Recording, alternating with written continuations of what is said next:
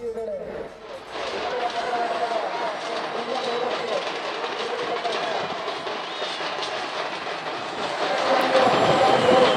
ನೋಡ್ತಾ ಇದ್ದೀರಾ, ಕೊಪ್ಪಳದ ಗವಿಸಿದ್ದೇಶ್ವರ ಜಾತ್ರೆಯಲ್ಲಿ ಭಕ್ತಿ ಭಾವದ ಜೊತೆಗೆ ಜೋರು ಸಂಭ್ರಮವು ಮನೆ ಮಾಡಿದೆ. ಪಲ್ಲಕ್ಕಿಯಲ್ಲಿ ದೇವರನ್ನ ತಂದು ಉತ್ಸವ ಮೂರ್ತಿಯನ್ನ ಆ ರಥಕ್ಕೆ ಪ್ರದಕ್ಷಿಣೆ ಹಾಕಿಸಿ ಈಗ ದೇವರನ್ನ ರಥದಲ್ಲಿ ಪ್ರತಿಷ್ಠಾಪಿಸಲಾಗ್ತಾ ಇರುವಂತಹ ನೇರ ದೃಶ್ಯಗಳು ನೀವು ಗಮನಿಸ್ತಾ ಇರೋದು. ಪ್ರತಿ ವರ್ಷವೂ ಕೂಡ ಯಾವ ಮಾದರಿಯಲ್ಲಿ ಧಾರ್ಮಿಕವಾಗಿ ಆಚರಣೆಯನ್ನ ಮಾಡ್ಕೊಂಡು ಬರಲಾಗುತ್ತೋ ಅದೇ ರೀತಿಯಾಗಿ ಈ ಬಾರಿಯೂ ಕೂಡ ಎಲ್ಲವನ್ನೂ ನಡೆಸ್ಕೊಂಡು ಹೋಗ್ತಾ ಇದ್ದಾರೆ. ರಥವನ್ನು ಎಷ್ಟು ಅದ್ಭುತವಾಗಿ ಹೂಗಳಿಂದ ಅಲಂಕರಿಸಿದ್ದಾರೆ ಅನ್ನೋದನ್ನು ನೀವು ದೃಶ್ಯದಲ್ಲಿ ನೋಡಬಹುದು. ನ್ಯೂಸ್ ಫಸ್ಟ್ ಜೊತೆ ಇದನ್ನು ಅಲಂಕಾರ ಮಾಡಿದವರು ಕೂಡ ಮಾತನಾಡ್ತಾ ಇದ್ರು, ನನಗೆ ಸಿಕ್ಕಂತಹ ಪುಣ್ಯ ಸೌಭಾಗ್ಯ ಇದು, ಈ ಮಹಾರಥವನ್ನು ನಾನು ಹೂಗಳಿಂದ ಅಲಂಕಾರ ಮಾಡೋದಕ್ಕೆ ನನಗೆ ಸಿಕ್ಕ ಅವಕಾಶ ಅಂತ. ಈ ಬೃಹತ್ ರಥವನ್ನು ಅಲ್ಲಿ ಸೇರಿರುವಂಥ ಲಕ್ಷಾಂತರ ಭಕ್ತರು ಒಟ್ಟಿಗೆ ಒಮ್ಮೆಲೆ ಹಗ್ಗದಿಂದ ಎಳೆಯೋದರ ಮೂಲಕ ಈ ಮಹಾರಥೋತ್ಸವಕ್ಕೆ ಚಾಲನೆ ಸಿಗುತ್ತೆ. ಅದೊಂದು ಅದ್ಭುತ ಕ್ಷಣ. ಅದು ಆ ಕ್ಷಣಕ್ಕೆ ಸಾಕ್ಷಿಯಾಗುವುದಕ್ಕೆ ಲಕ್ಷಾಂತರ ಸಂಖ್ಯೆಯಲ್ಲಿ ರಾಜ್ಯದ ಮೂಲೆ ಮೂಲೆಗಳಿಂದ ಅಕ್ಕಪಕ್ಕದ ರಾಜ್ಯಗಳಿಂದಲೂ ಕೂಡ ಭಕ್ತಾದಿಗಳು ಈ ಜಾತ್ರೆಗೆ ಬರೋದು ಬಹಳ ವಿಶೇಷ. ಜಾತ್ರೆಗಳು ಅಂತ ಹೇಳಿದರೆ ಅಲ್ಲಿ ಜಾತ್ರೆಗೆ ಹೋಗೋದು, ಒಂದಷ್ಟು ಖರೀದಿ ಮಾಡೋದು, ಮನೋರಂಜನೆಯ ಚಟುವಟಿಕೆಗಳು, ದೇವರಿಗೆ ಕೈ ಮುಗಿದು ಬರುವಂಥದ್ದು, ಆ ರೀತಿಯಾಗಿ ನಡೆಯುವಂಥ ಜಾತ್ರೆಯಲ್ಲ. ಗವಿಸಿದ್ದೇಶ್ವರ ಜಾತ್ರೆ ಅಂತ ಹೇಳಿದ್ರೆ ಎಲ್ಲರಿಗೂ, ಬಹಳಷ್ಟು ಜನರಿಗೆ ಬದುಕು ಕಟ್ಟಿಕೊಡುವಂತಹ ಜಾತ್ರೆ, ಇಡೀ ಸಮಾಜಕ್ಕೆ ಭವ್ಯವಾದ ಒಂದು ಸಂದೇಶವನ್ನು ರವಾನೆ ಮಾಡುವಂತಹ ಜಾತ್ರೆ, ಎಲ್ಲರನ್ನೂ ಒಳಗೊಂಡು ನಡೆಸುವಂತಹ ಜಾತ್ರೆ ಇದು. ಯಾವುದೇ ತಾರತಮ್ಯವಿಲ್ಲದೆ ಕೇವಲ ಧಾರ್ಮಿಕ ಆಚರಣೆ ಅಂತಷ್ಟೇ ಸೀಮಿತವಾಗಿ ಉಳ್ಕೊಳ್ಳದೆ ಅದೆಲ್ಲದರ ಎಲ್ಲೆ ಮೀರಿ, ಗಡಿಯನ್ನು ದಾಟಿ ಎಲ್ಲರೂ ಒಟ್ಟಾಗಿ ಆಚರಿಸುವಂತಹ ಜಾತ್ರೆ. ಹೀಗೆ ಹೇಳ್ತಾ ಹೋದರೆ ಸಾಕಷ್ಟು ವಿಶೇಷತೆಗಳಿವೆ. ಆ ಎಲ್ಲ ವಿಶೇಷತೆಗಳಿಂದನೇ ಗವಿಸಿದ್ದೇಶ್ವರ ಜಾತ್ರೆ ಅಂತ ಹೇಳಿದ್ರೆ ಅಷ್ಟು ಸಂಭ್ರಮ, ಅಷ್ಟು ವೈಭವ. ಹೀಗೆ ಲಕ್ಷಗಟ್ಟಲೆ ಸಂಖ್ಯೆಯಲ್ಲಿ ಮೊದಲ ದಿನನೇ ಭಕ್ತಾದಿಗಳು ಬಂದು ಸೇರಿರೋದನ್ನು ಕೂಡ ನೀವು ಗಮನಿಸ್ತಾ ಇದ್ದೀರಾ. ಜಾತ್ರೆಗಳು ಕೇವಲ ಒಂದೆರಡು ದಿನಗಳ ಧಾರ್ಮಿಕ ಆಚರಣೆ ಅಂತಷ್ಟೇ ಸೀಮಿತ ಆಗಬಾರ್ದು. ಅಲ್ಲಿ ಒಂದು ವೈಚಾರಿಕತೆ ಇರಬೇಕು, ಅಲ್ಲಿ ಒಂದು ವಿಜ್ಞಾನ ಇರಬೇಕು, ಸಮಾಜಕ್ಕೆ ಒಂದು ಸಂದೇಶ ಇರಬೇಕು. ಅದೆಲ್ಲವೂ ಕೂಡ ಗವಿಸಿದ್ದೇಶ್ವರನ ಈ ಜಾತ್ರೆಯಲ್ಲಿ ಇರುತ್ತೆ. ಈ ಮಹಾರಥೋತ್ಸವವನ್ನು ಎಳೆಯೋ ಆ ದೃಶ್ಯಗಳಿದೆಯಲ್ಲ, ಇನ್ನೇನು ಕೆಲವೇ ಕ್ಷಣಗಳಲ್ಲಿ ಅದಕ್ಕೆ ಚಾಲನೆ ಸಿಗುತ್ತೆ. ಆಗ ಚಾಲನೆ ಕೊಟ್ಟ ನಂತರ ಅಲ್ಲಿ ಸೇರಿರುವಂಥ ಭಕ್ತರೆಲ್ಲರೂ ಉತ್ಸಾಹದಿಂದ, ಸಂತೋಷದಿಂದ ಅಲ್ಲಿ ಗವಿಸಿದ್ದೇಶ್ವರನ ಸ್ಮರಣೆ ಮಾಡ್ತಾ ಮಹಾರಥೋತ್ಸವವನ್ನು ಎಳಿತಾ ಹೋಗ್ತಾರೆ. ಅದನ್ನು ನೋಡೋದಕ್ಕೆ ಎಷ್ಟು ಅದ್ಭುತವಾಗಿರುತ್ತೆ ಅಂದರೆ, ಪ್ರತಿ ವರ್ಷವೂ ಕೂಡ ಇಂಥದ್ದೇ ದೃಶ್ಯಗಳಿಗೆ, ಈ ಕ್ಷಣಗಳಿಗೆ ನಾವು ಸಾಕ್ಷಿಯಾಗ್ತೀವಿ. ಆದರೂ ಪುನಃ ಗವಿಸಿದ್ದೇಶ್ವರ ಜಾತ್ರೆಯ ಸಂಭ್ರಮವನ್ನು ನೋಡಬೇಕಾದ್ರೆ ಏನೋ ಒಂದು ರೀತಿ ಖುಷಿ ಪ್ರತಿಯೊಬ್ಬರಲ್ಲೂ ಕೂಡ. ಅಷ್ಟು ಅದ್ಭುತವಾಗಿರುತ್ತೆ ಆ ಜಾತ್ರೆ ಅನ್ನೋ ಕಾರಣಕ್ಕಾಗಿ ನೀವು ಯಾವ ದಿಕ್ಕಿನಲ್ಲಿ ಕಣ್ಣು ಹಾಯಿಸಿದ್ರು ಕೂಡ ಜನಸಾಗರ, ಎಲ್ಲ ಕಡೆಯಿಂದ ಬಂದು ಆ ಸ್ಥಳದಲ್ಲಿ ಜನ ಸೇರಿದ್ದಾರೆ. ಯಾವ ಬಿಲ್ಡಿಂಗ್ಗಳ ಮೇಲೆ ಜಾಗ ಸಿಗುತ್ತೆ ಅಲ್ಲೆಲ್ಲ ಹತ್ತು ಕುಳಿದು ಬಿಟ್ಟಿದ್ದಾರೆ. ಗವಿಸಿದ್ದೇಶ್ವರನಿಗೆ ಕೈ ಮುಗಿದು ನಮಿಸ್ತಾ ಇದ್ದಾರೆ. ಆದಷ್ಟು ಕಣ್ತುಂಬಿಕೊಳ್ಳಬೇಕು ಅಷ್ಟೇ ಅಲ್ಲಿ ಬಂದಿರುವಂಥ ಭಕ್ತಾದಿಗಳ ಸರ್ವ ಪ್ರಯತ್ನವೂ ಆಗಿರುತ್ತೆ.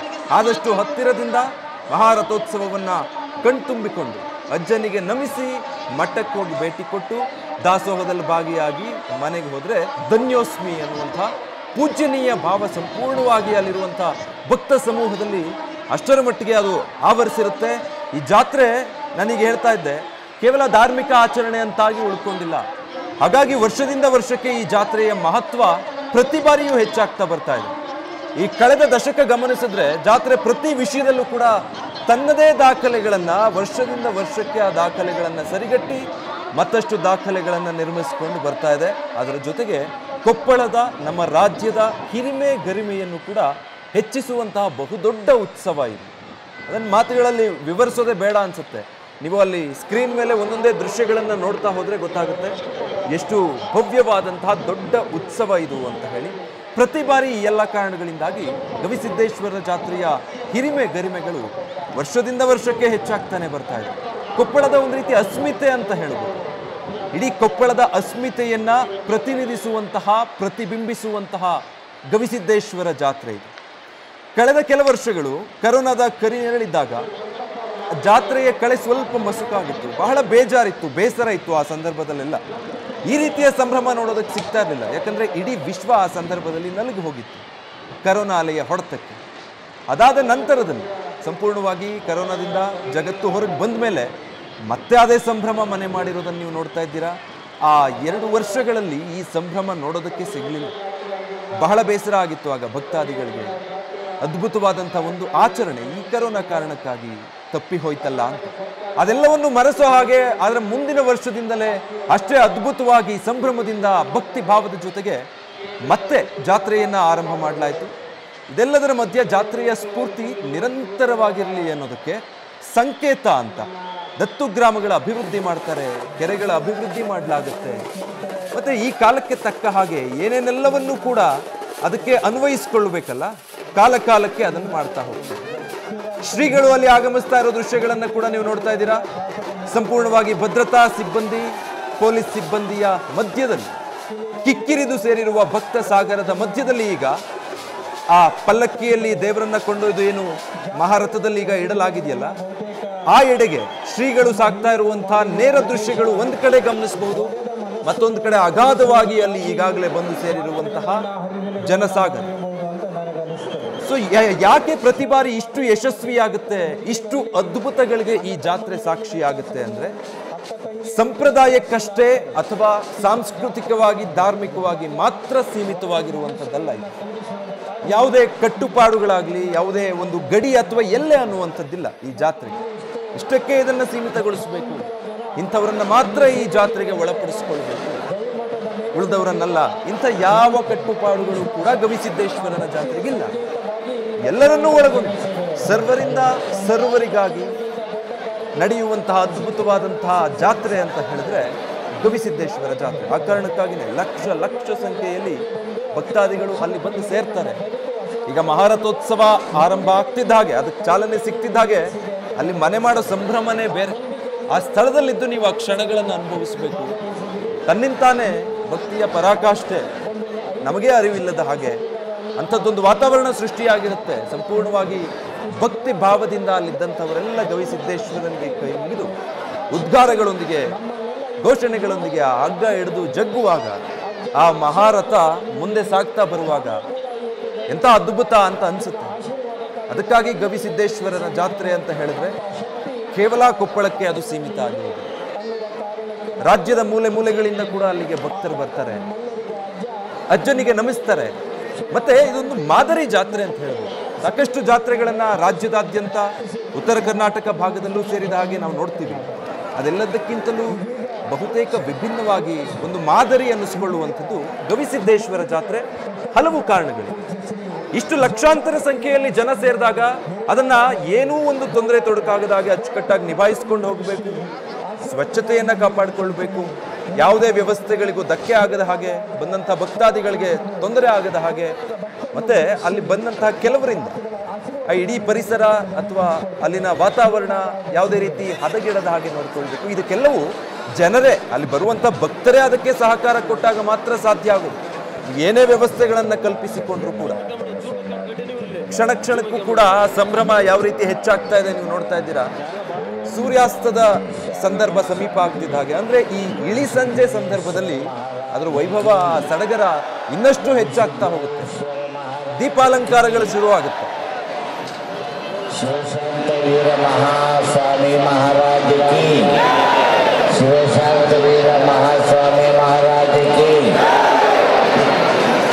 ವೇದಿಕೆ ಮೇಲೆ ಆಗಮಿಸಿದ ಸುತ್ತೂರು ಜಗದ್ಗುರುಗಳಾದಿಯಾಗಿ ನಿಮ್ಮ ಮಠದ ಮಹಾಗುರುಗಳಾದ ಅಭಿನವ ಗವಿಸಿದ್ದೇಶ್ವರ ಜಗದ್ಗುರು ಮಹಾಸನ್ನಿಧಿಯ ಪವಿತ್ರ ಉಭಯ ಜಗದ್ಗುರುಗಳ ಪಾದಕ್ಕೆ ಪ್ರಣಾಮಗಳನ್ನ ಅರ್ಪಣೆ ಮಾಡಿ, ವೇದಿಕೆಯನ್ನು ಹೊತ್ತು ಮಾಡಿದ ಎಲ್ಲ ಪೂಜ್ಯರ ಪಾದಕ್ಕೂ ಕೂಡ ಪ್ರಣಾಮಗಳನ್ನು, ರಾಜಕೀಯ ಧುರೀಣರೇ ಮತ್ತು ಜನಪ್ರತಿನಿಧಿಗಳೇ, ಇಲ್ಲಿ ಗವಿಸಿದ್ದೇಶ್ವರನ ತೇರನ್ನು ಭಕ್ತಿಯಿಂದ ನೋಡಿ ಕಣ್ಣು ತುಂಬಿ ಮನ ತುಂಬಿ ಸಂತೋಷಪಟ್ಟು ನಿಮ್ಮ ಜೀವನವನ್ನು ಪಾವನ ಮಾಡಿಕೊಳ್ಳುವ ಸಮಸ್ತ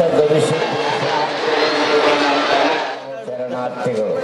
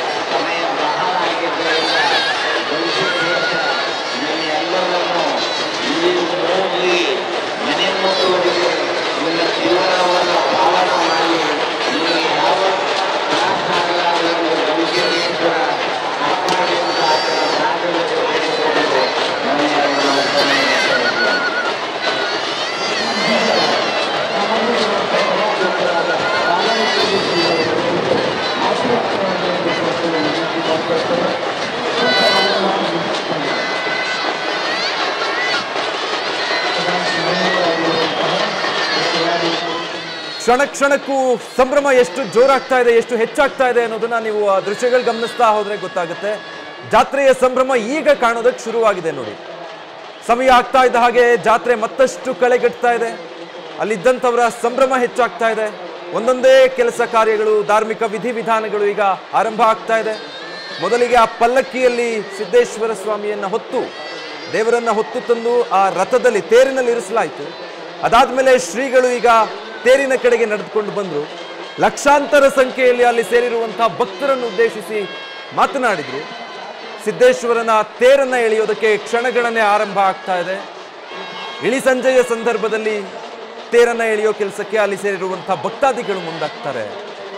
ಆ ರೋಮಾಂಚನ ಅಂತ ಹೇಳ್ಬೋದು, ಅದ್ಭುತ ಕ್ಷಣಗಳು. ಪ್ರತಿ ವರ್ಷವೂ ಕೂಡ ಇದೇ ರೀತಿಯಾದಂತಹ ಕ್ಷಣಗಳಿಗೆ ಕೊಪ್ಪಳದ ಗವಿಸಿದ್ದೇಶ್ವರ ಜಾತ್ರೆ ಸಾಕ್ಷಿಯಾಗುತ್ತೆ. ಸೂರ್ಯ ತೆರೆಯ ಮರೆಗೆ ಸರಿತಾ ಇದ್ದ ಹಾಗೆ, ಅಂದ್ರೆ ಈಗ ಇಳಿ ಸಂಜೆ ಸಮಯ ಸ್ವಲ್ಪ ಕತ್ತಲಾಗ್ತಿದ್ದ ಹಾಗೆ ನೋಡಬೇಕು. ಆಗ ಇದ್ರ ವೈಭವ ಮತ್ತಷ್ಟು ಹೆಚ್ಚಾಗಿ ಕಾಣುತ್ತೆ. ಕಣ್ಣುಗಳಿಗೆ ಈ ನಯನ ಮನೋಹರ ಅಂತಾರಲ್ಲ, ಆ ರೀತಿಯಾದಂತಹ ದೃಶ್ಯಗಳು ನೋಡೋದಕ್ಕೆ ಸಿಗುತ್ತೆ. ಅದಕ್ಕೆ ಕಾರಣ ಅಲ್ಲಲ್ಲಿ ಸಂಪೂರ್ಣವಾಗಿ ದೀಪಗಳ ಅಲಂಕಾರ ಮಾಡಲಾಗುತ್ತೆ. ಕತ್ತಲಾಗ್ತಿದ್ದ ಹಾಗೇನೆ ದೀಪಗಳನ್ನು ಬೆಳಗೋದಕ್ಕೆ ಆರಂಭ ಮಾಡ್ತಾರೆ. ಸಂಪೂರ್ಣ ಮಠದ ಆವರಣ, ಈ ತೇರನ್ನು ಎಳೆಯುವಂತಹ ಆಸುಪಾಸು, ಈ ಜಾತ್ರೆ ನಡೀತಾ ಇರುವಂತಹ ಆವರಣ ಇದೆಯಲ್ಲ, ಅಲ್ಲೆಲ್ಲ ಆಗ ನೋಡಬೇಕು ಜಾತ್ರೆಯ ವೈಭವ, ಅದರ ಕಳೆ ಹೇಗಿರುತ್ತೆ ಅಂಥೇಳಿ. ಅದ್ಭುತ ಅಂತ ಅನಿಸುತ್ತೆ ನೋಡಿ. ಈಗ ಆ ತೇರು ಯಾವ ರೀತಿ ಅಲಂಕೃತಗೊಂಡು ಸಿದ್ಧವಾಗಿದೆ ಅನ್ನೋದನ್ನು ನೋಡ್ತಾ ಇದ್ದೀವಿ. ಬಹಳ ದೊಡ್ಡದಾದ ತೇರು, ಮೇಲೆ ಭಗವದ್ಧ್ವಜ. ಈ ತೇರಿನಲ್ಲಿ ಸಿದ್ದೇಶ್ವರನನ್ನು ಇರಿಸಿ ಪಲ್ಲಕ್ಕಿಯಿಂದ ಗುಡಿಯಿಂದ ಅದನ್ನು ಮೆರವಣಿಗೆ ಮೂಲಕ ತರ್ತಾರೆ. ಪಲ್ಲಕ್ಕಿಯ ಉತ್ಸವದಲ್ಲಿ ತಂದು ದೇವರನ್ನ ಈ ತೇರಿನಲ್ಲಿ ಪ್ರತಿಷ್ಠಾಪಿಸ್ತಾರೆ. ಅದಾದ ಮೇಲೆ ಅಲ್ಲಿ ಪೂಜೆಗಳನ್ನು ನೆರವೇರಿಸಲಾಗುತ್ತೆ. ಸದ್ಯಕ್ಕೆ ಈಗ ಆ ಎಲ್ಲ ಪ್ರಕ್ರಿಯೆಗಳು ಕೂಡ ನಡೀತಾ ಇದೆ. ಮತ್ತೊಂದು ಕಡೆ ಸೇರಿರುವಂಥ ಲಕ್ಷಾಂತರ ಸಂಖ್ಯೆಯಲ್ಲಿ ಭಕ್ತರು ಅಜ್ಜನಿಗೆ ಕೈ ಮುಗಿದು ಭಕ್ತಿ ಭಾವದಲ್ಲಿ ತಮ್ಮನ್ನು ತಾವು ತಲ್ಲೀನರಾಗಿಸ್ಕೊಂಡಿದ್ದಾರೆ. ಎಲ್ಲಿ ಕಣ್ಣು ಹಾಯಿಸ್ತೀರ ನೋಡಿ, ಯಾವ ದಿಕ್ಕಿನಲ್ಲಿ ಕಣ್ಣು ಹಾಯಿಸಿದ್ರೂ ಕೂಡ ಅಲ್ಲೊಂದು ಜನಸಾಗರವೇ ಕಾಣುತ್ತೆ. ಎಷ್ಟು ದೂರದಲ್ಲಿದ್ದೀವಿ, ಎಲ್ಲಿಂದ ನಿಂತು ನೋಡ್ತಾ ಇದ್ದೀವಿ, ತಾವಿರುವಲ್ಲಿಂದನೇ ಭಕ್ತಿಯನ್ನು ಅರ್ಪಿಸಿ ಅಜ್ಜನಿಗೆ ಕೈ ಮುಗಿದು ಅಲ್ಲಿಂದಲೇ ಈ ಜಾತ್ರೆಯನ್ನು ಕಣ್ತುಂಬಿಕೊಳ್ಳಬೇಕು ಅಂತ. ಯಾಕಂದರೆ 8 ಲಕ್ಷ, ಹತ್ತತ್ರ 6ರಿಂದ 8 ಲಕ್ಷ ಜನ ಅಲ್ಲಿ ಸೇರಿದ್ದಾರೆ ಅಂದರೆ ಅಲ್ಲಿ ಸದ್ಯಕ್ಕೆ ಜನಸಾಗರ ಸೃಷ್ಟಿಯಾಗಿದೆ ಅಂತ ಹೇಳಿದ್ರೆ ಅದು ಅತಿಶಯೋಕ್ತಿ ಅಲ್ಲ ಅಂತ ಅನ್ಸುತ್ತೆ. ನೋಡ್ತಾ ಇದ್ದೀರಾ ನೀವು, ನ್ಯೂಸ್ ಫಸ್ಟ್ ಕ್ಯಾಮರಾದಲ್ಲಿ ಸೆರೆಯಾಗಿರುವಂಥ ದೃಶ್ಯ ಇದು. ಎಷ್ಟು ಕಡೆಗೆ ಪ್ಯಾನ್ ಮಾಡಿದ್ರೂ ಕೂಡ ಎಲ್ಲೆಲ್ಲೂ ಭಕ್ತ ಸಾಗರ. ಕಣ್ಣು ಕಾಣುವ ದೂರದವರೆಗೂ ಕೂಡ ಎಲ್ಲೆಲ್ಲಿ ಜಾಗ ಸಿಗುತ್ತೋ ಅಲ್ಲೆಲ್ಲ ಕೂತು ಅಜ್ಜನಿಗೆ ಕೈ ಮುಗಿದು ಜಾತ್ರೆಯನ್ನ ಕಣ್ತುಂಬ್ಕೋಬೇಕಪ್ಪ ಅಂತ ರಾಜ್ಯದ ಮೂಲೆ ಮೂಲೆಯಿಂದ ಬಂದು ಸೇರಿರುವಂಥ ಭಕ್ತ ಸಾಗರ ನೀವು ಗಮನಿಸ್ತಾ ಇದ್ದೀರಾ. ಜಾತ್ರೆ ಅಂದ್ರೆ ಹೀಗಿರಬೇಕು, ಜಾತ್ರೆ ಅಂದ್ರೆ ಹೀಗಾಗಬೇಕು, ಜಾತ್ರೆ ಸಂಭ್ರಮ ಹೇಗಿರುತ್ತಪ್ಪ ಅಥವಾ ಒಂದು ಜಾತ್ರೆ ಹೇಗೆ ನಡಿಬೇಕಪ್ಪ ಅಂತ ಯಾರಿಗಾದ್ರೂ ವಿವರಣೆ ಕೊಡಬೇಕು ಅಂದ್ರೆ ಗವಿಸಿದ್ದೇಶ್ವರ ಜಾತ್ರೆ ನೋಡಿ. ಜಾತ್ರೆ ಸಂಭ್ರಮ ಅಂದ್ರೆ ಏನು, ಭಕ್ತ ಸಾಗರ ಸೇರೋದು ಅಂದ್ರೆ ಹೇಗಿರುತ್ತೆ, ಅದೆಲ್ಲದಕ್ಕೂ ಕೂಡ ಅರ್ಥ ತುಂಬುವಂಥ ಜಾತ್ರೆ. ಅಷ್ಟು ಸಂಭ್ರಮ, ಅಷ್ಟು ಭಕ್ತಿ ಭಾವ, ಮತ್ತೆ ಅಷ್ಟು ಸನ್ನಡತೆ, ಅಚ್ಚುಕಟ್ಟಾಗಿ ಇಡೀ ಜಾತ್ರೆಯನ್ನು ನಡೆಸ್ಕೊಂಡು ಹೋಗ್ತಾರೆ. 6ರಿಂದ 8 ಲಕ್ಷ ಜನ ಸೇರಿದಾಗ ಅಂತ ಹೇಳಿದ್ರೆ, ಒಂದು ಸಲ ಮಹಾರಥೋತ್ಸವ ಮುಗಿದ ಮೇಲೆ ಅವರೆಲ್ಲರೂ ಅಲ್ಲಿಂದ ಖಾಲಿಯಾದಾಗ ಸ್ಥಳ ಹೇಗಾಗಿರ್ಬೇಡ, ಆದರೆ ಆ ಸ್ವಚ್ಛತೆಯಲ್ಲಿ ಕಾಪಾಡ್ಕೊಳ್ತಾರೆ. ಅದಕ್ಕೆ ಅಷ್ಟು ಮಹತ್ವ ಕೊಡ್ತಾರೆ. ಕೇವಲ ಧಾರ್ಮಿಕ ಆಚರಣೆ, ಭಕ್ತಿಯಲ್ಲಿ ಬಂದು ದೇವರಿಗೆ ಕೈ ಮುಗಿದು ಜಾತ್ರೆಯಲ್ಲಿ ಏನೇನೆಲ್ಲ ಸಿಗುತ್ತೋ ಅಲ್ಲಿ ಚಟುವಟಿಕೆಗಳಿರುತ್ತೆ, ಮನರಂಜನೆಗೆ, ವ್ಯಾಪಾರಕ್ಕೆ, ಅದೆಲ್ಲವನ್ನು ಮುಗಿಸ್ಕೊಂಡು ಹೋಗೋದು, ಆ ರೀತಿಯಾದಂಥ ಜಾತ್ರೆ ಅಲ್ಲ ಗವಿಸಿದ್ದೇಶ್ವರ ಜಾತ್ರೆ.